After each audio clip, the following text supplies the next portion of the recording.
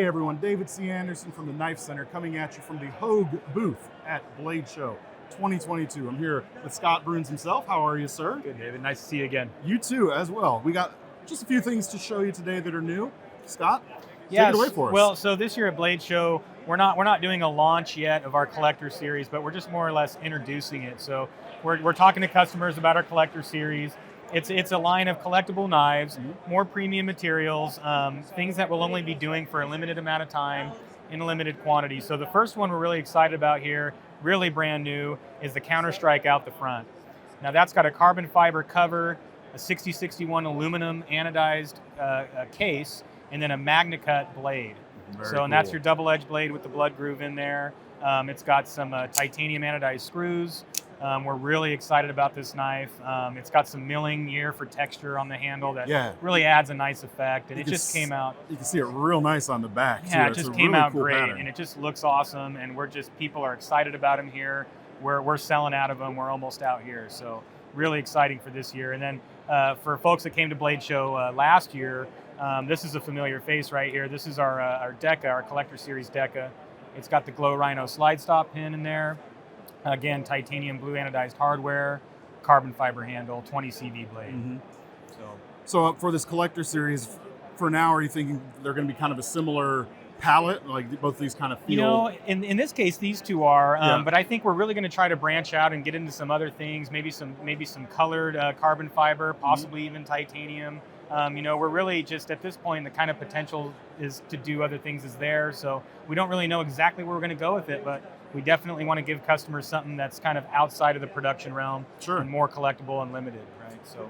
Well, I mean, folks, you know and love the Deca, the new Gen 2 with the fewer screws and some of the refinements there. Deep carry clip is obviously excellent, but I am really impressed by this OTF.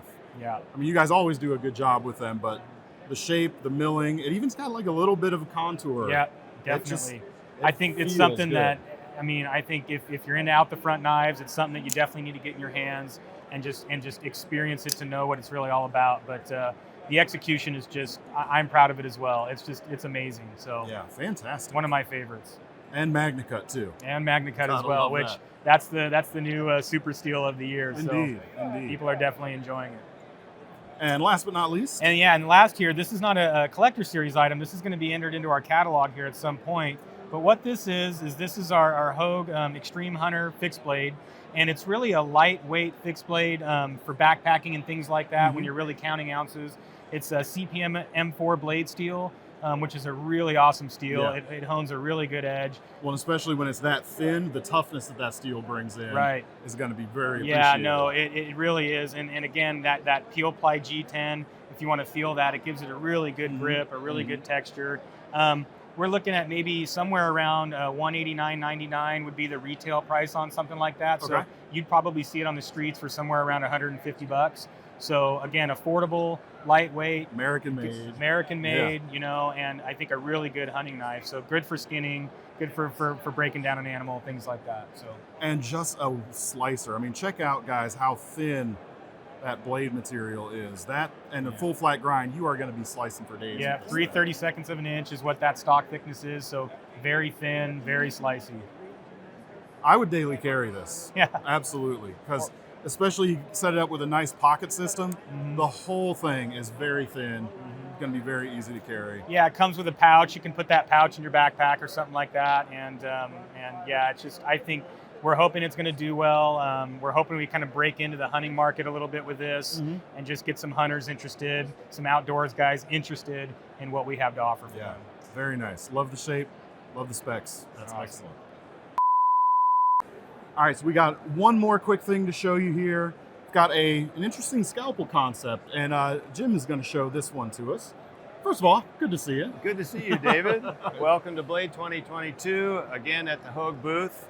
And I mentioned this new product to David. This is a scalpel, sort of in the spirit of Havalon, and in fact, these are Havalon blades. Okay. And a good buddy of mine that hunts a lot, is in the field a lot, he explained this problem to me about changing blades in the field, particularly in low light conditions, potentially. Maybe his hands are greasy, bloody, or he's just fumbling around and he cuts himself. Which, given the nature of the product, is a not unlikely scenario. Right. Yeah. So he said, boy, wouldn't it be cool if you could get the blade on and off of a handle without the use of a plier or a Leatherman. Some people use hemostats, and they still wind up cutting themselves. Sorry. And he said, gee, could you figure out an easy way to get the blade on and off? And I said, well, let's give that a try. So if you're familiar with the system, these blades sort of slip on until they snap. So I developed this guard that's spring-loaded. Okay. So it then slides over the rear of the blade so that the blade can't lift off. So one of the modes of failure under heavy use manipulation, the blade actually lifts And pops off. and it can wind up in a spot or a condition that you really don't want. Or it could be lost, it could fall. Anyway, all bad stuff. So the guard actually helps hold it on the knife. And then to remove the blade, you simply pull the guard back, lift the blade onto the guard, and then that becomes an ejection device. Excellent. So that's sort of the nuts and bolts of how it works. And so far, it's being received very well. The hunters that are using it in the field, we've been testing this for about a year. Got it. Say they would never use anything else. It's a little tight. There we go. There we go. Yeah.